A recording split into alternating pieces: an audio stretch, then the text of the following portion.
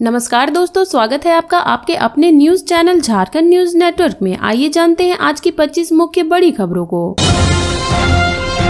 2 करोड़ नहीं दिए तो कांग्रेस ने काट दिया टिकट, उमाशंकर अकेला का आरोप। पार्टी बोली लीगल एक्शन लेंगे। झारखंड विधानसभा चुनाव 2024 के पहले चरण के नामांकन के आखिरी दिन पूर्व विधायक उमाशंकर अकेला ने कांग्रेस के प्रभारी पर गंभीर आरोप लगाया है। अकेला ने कहा कि कांग्रेस के झारखंड प्रभारी ने उनसे 2 करोड़ रुपए की मांग की थी, पैसे नहीं देने पर उनका टिकट काट दिया। कांग्रेस ने इस बार अकेला को बरही से टिकट नहीं दिया, उनकी जगह पार्टी के अरुण साहू को अपना उम्मीदवार बनाया है। झारखंड के चर्चित नेता ने समाजवादी पार्टी का दामन थामने के बाद कांग्रेस पार्टी पर ये आरोप लगाए हैं। उन्होंने सीधे तौर पर झारखंड कांग्रेस के प्रभारी गुलाम अहमद मीर और प्रदेश कांग्रेस अध्यक्ष केशव महतो कमलेश पर पार्टी टिकट नहीं देने के एवज में पैसे मांगने के आरोप लगाए हैं। उन्होंने कहा कि कांग्रेस पार्टी ने पैसे लेकर टिकट बांटे हैं। उमाशंकर अकेला ने कहा कि उनसे 2 करोड़ रुपए मांगे गए थे, वे पैसे नहीं दे पाए तो कांग्रेस पार्टी ने उनको टिकट नहीं दिया। उनकी जगह पार्टी ने किसी और को बरही विधानसभा सीट से उम्मीदवार बनाया है। अकेला ने कांग्रेस पर आरोप लगाया है कि टिकट के बंटवारे में पैसों का खूब खेल हुआ है। उमाशंकर अकेला के इन आरोपों को झारखंड कांग्रेस के प्रवक्ता राकेश कुमार सिन्हा ने गलत करार दिया है। उन्होंने कहा कि चुनाव में जब किसी का टिकट कट जाता है तो वो इसी तरह की बुरी बातें करता है। पार्टी ने एक सर्वे कराया था जिसमें उनकी हार तय दिख रही थी, इसलिए पार्टी ने उनका टिकट काट दिया। राकेश कुमार सिन्हा ने कहा कि 2 दिन से उनकी टिकट को होल्ड पर रखा गया था। अगर प्रदेश अध्यक्ष ने उनसे 2 करोड़ रुपए की मांग की थी तो उन्हें पहले ही यह बात सार्वजनिक करनी चाहिए थी, लेकिन उन्होंने ऐसा नहीं किया। जब उनका टिकट कट गया तो वे ऐसा आरोप लगा रहे हैं। पार्टी उनके खिलाफ लीगल एक्शन लेगी, उनसे कहेगी कि वे आरोप को साबित करें।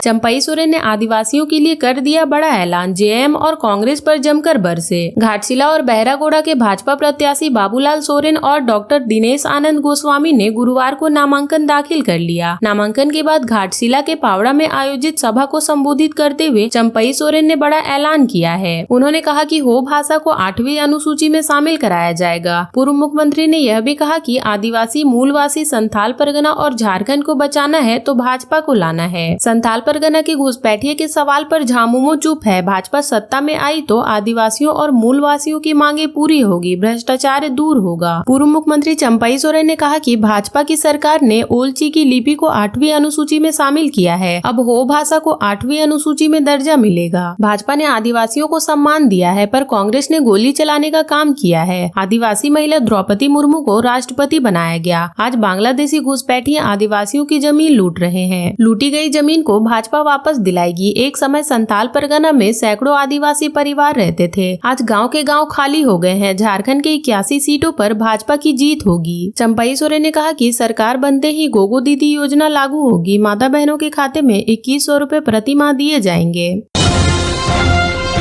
साहिबगंज के बाद अब कोडरमा में मिली कैश, कार से 26 लाख के साथ एक हिरासत में। झारखंड के साहिबगंज के बाद अब कोडरमा जिले में भारी मात्रा में कैश बरामद हुई है। वाहन चेकिंग के दौरान एक कार से 26 लाख रुपए नगद मिले हैं। इस रकम के साथ एक व्यक्ति को पुलिस ने हिरासत में लिया है। पुलिस ने बताया कि विधानसभा चुनाव के मद्देनजर वाहनों की सघन जाँच चल रही है। इस दौरान चंदवारा थाना क्षेत्र के जवाहर घाट के पास नकदी बरामद हुई है।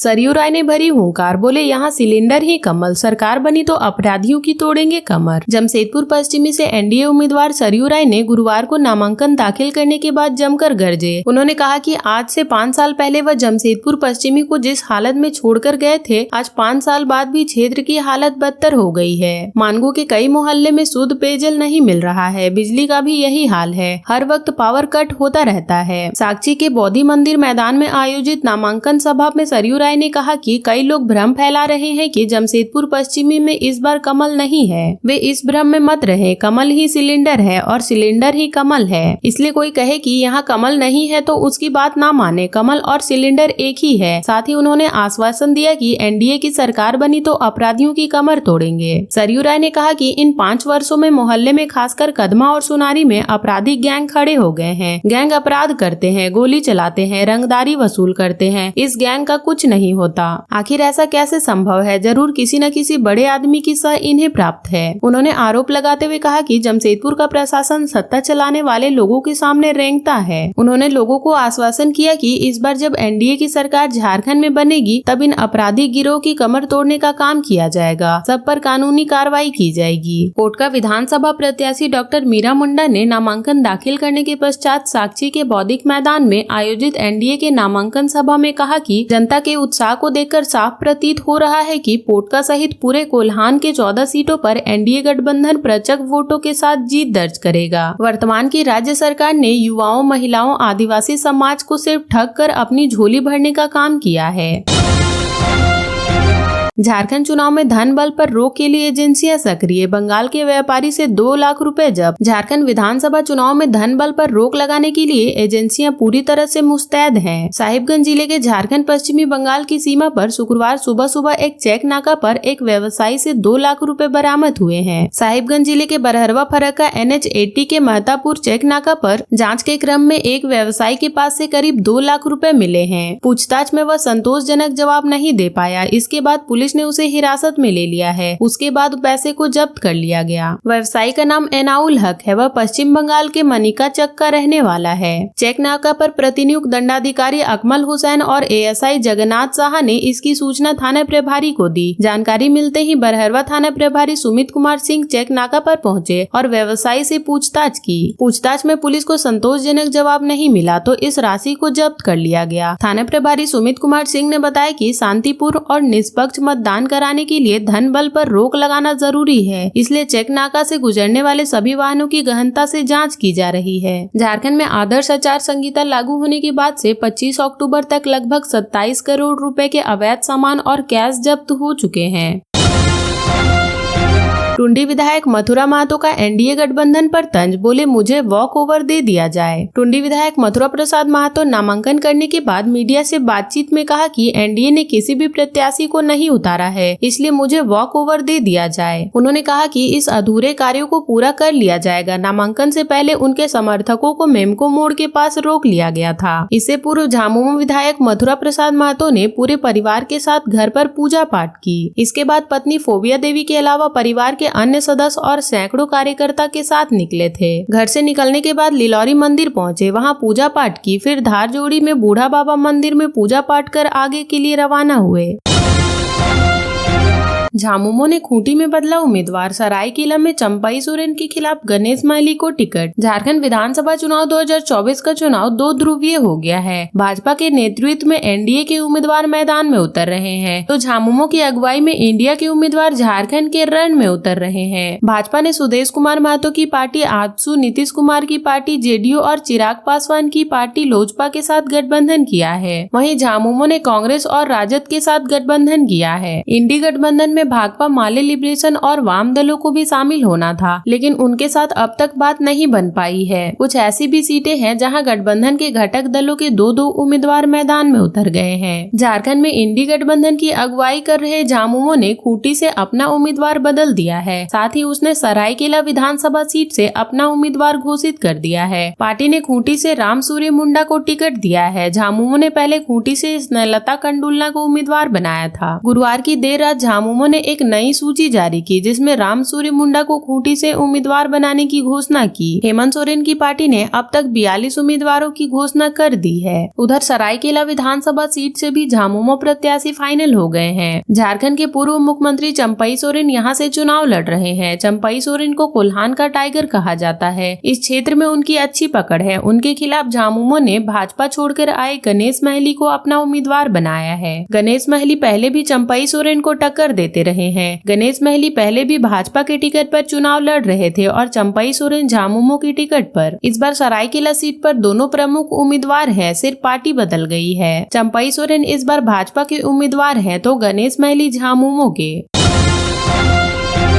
जेएम ने 9 ओबीसी, 4 स्वर्ण और 9 सीटों पर अल्पसंख्यकों को दिया टिकट। झारखंड मुक्ति मोर्चा ने अब तक 41 प्रत्याशियों की सूची जारी की है। इसमें सामाजिक समीकरणों का भी ध्यान रखा गया है। पार्टी ने 41 में से 20 अनुसूचित जनजाति के उम्मीदवारों को टिकट दिया है। इनमें 6 ईसाई धर्म को मानने वाले लोग, वहीं 3 मुस्लिम उम्मीदवार को भी टिकट दिया है। यानी अल्पसंख्यक समुदाय ने 9 लोगों को टिकट दिया है। वहीं विभिन्न वर्गों की 5 महिलाओं पर भी भरोसा जताया गया है। झामुमो ने अल्पसंख्यकों को 9 टिकट देकर उन्हें साधने का प्रयास किया है। वहीं कुल 9 ओबीसी उम्मीदवारों को टिकट दिया गया है। इसमें एक वैश्य समुदाय से 5 कुर्मी जाति से व 3 यादव जाति के हैं। एसटी उम्मीदवारों के बाद ओबीसी उम्मीदवारों पर भी ध्यान दिया गया है। इनमें भी कुर्मी और यादव समुदाय को साधने का प्रयास किया गया है। दूसरी ओर अनुसूचित जाति के 5 उम्मीदवार, जबकि स्वर्ण के 4, इनमें 2 ब्राह्मण, 1 राजपूत, 1 भूमिहार जाति से हैं। विभिन्न वर्गों की 5 महिलाओं को भी टिकट दिया गया है। इनमें कल्पना सोरेन सामान्य सीट गांडे से चुनाव लड़ रही हैं, जबकि रांची से महुआ मांझी, ईचागढ़ से सविता महतो, खूंटी से स्नेहलता कंडुलना व डुमरी से बेबी देवी शामिल हैं। महुआ मांझी बंगाली है। पार्टी की नजर बांग्ला भाषी पर भी है। विधायक से सांसद बने नलिन सोरेन व जोबा मांझी के पुत्र को टिकट दिया गया है। मोहनपुर से जोबा मांझी के पुत्र जगन मांझी व शिकारीपाड़ा से नलिन सोरेन के पुत्र आलोक सोरेन को टिकट दिया गया है। वहीं समीर मोहंती पर पार्टी ने फिर से भरोसा जताया है और समीर मोहंती को पार्टी ने टिकट दिया है, जबकि चंपई सोरेन प्रकाशन में उनका नाम उछाला था, पर उन्होंने पार्टी को भरोसा दिलाया कि वह झामुमो के साथ ही बने रहेंगे। पार्टी ने उन पर विश्वास बरकरार रखा है।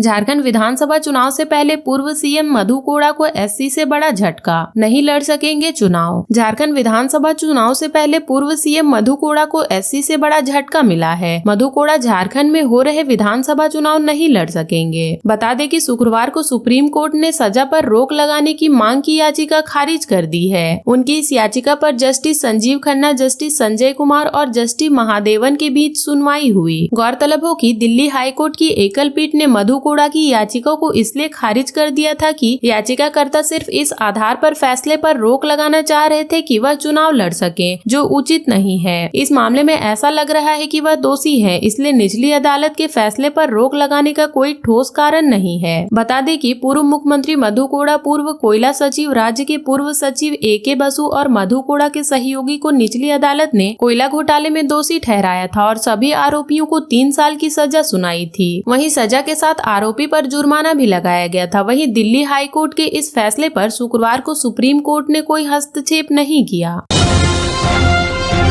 शिवराज सिंह चौहान ने हेमंत सोरेन को बताया दाना तूफान से भी खतरनाक। बोले एक बार और आई तो। भाजपा के विधानसभा चुनाव प्रभारी व केंद्रीय कृषि मंत्री शिवराज सिंह चौहान ने हेमंत सोरेन को दाना तूफान से भी खतरनाक बताया है। उन्होंने कहा, आज दाना तूफान आ रहा है। ये तूफान तो 2 दिन में निकल जाएगी, लेकिन यदि झारखंड में हेमंत सरकार एक बार और आई तो यह झारखंड को बर्बाद और तबाह कर देगी। दरअसल शिवराज सिंह चौहान गुरुवार को हरमू मैदान में हटिया विधानसभा के भाजपा प्रत्याशी नवीन जायसवाल के नामांकन सभा को संबोधित कर रहे थे। केंद्रीय मंत्री शिवराज सिंह चौहान ने कहा कि हेमंत सोरेन ने युवाओं को 5 लाख नौकरी हर साल देने का वादा किया था। आज 4 साल 10 महीने हो गए, लेकिन किसी को नौकरी नहीं दी गई। अभी जब चुनाव नजदीक आया तो सिपाही भर्ती के नाम पर नौजवानों को मरने के लिए दौड़ा दिया गया। उन्होंने कहा कि हेमंत सरकार में पेपर लीक हुए हैं। जिन्होंने पेपर लीक किया है उन सभी को जेल भेजा जाएगा। गिरिडीह में 2 व्यवसायियों के ठिकानों पर इनकम टैक्स की रेड। झारखंड में विधानसभा चुनाव के लिए नामांकन जारी के बीच गिरिडीह जिले में 2 व्यवसायियों के ठिकानों पर इनकम टैक्स की रेड पड़ी है। इनमें से एक बिजनेसमैन का नाम मनीष वर्णमाल है। वह शारदा बुक के मालिक हैं। शुक्रवार को सुबह सुबह गिरिडीह जिले के बरकंडा स्थित शारदा बुक के मनीष वर्णमाल और शैलपुत्री कंपनी के आवास में इनकम टैक्स की टीम छापेमारी के लिए पहुंची। इनकम टैक्स विभाग के अधिकारी कई वाहनों में सवार होकर आए। सुबह 6 बजे से ही अधिकारियों की टीम ने दोनों के आवास पहुंचकर छापेमारी शुरू कर दी। दोनों व्यवसायियों के आवास में किसी को दाखिल होने की इजाजत नहीं दी जा रही थी। न ही बाहर से किसी को अंदर जाने की इजाजत है, न ही अंदर से किसी को बाहर जाने की अनुमति है। इनकम टैक्स ऑफिसर दस्तावेज खंगाल रहे हैं।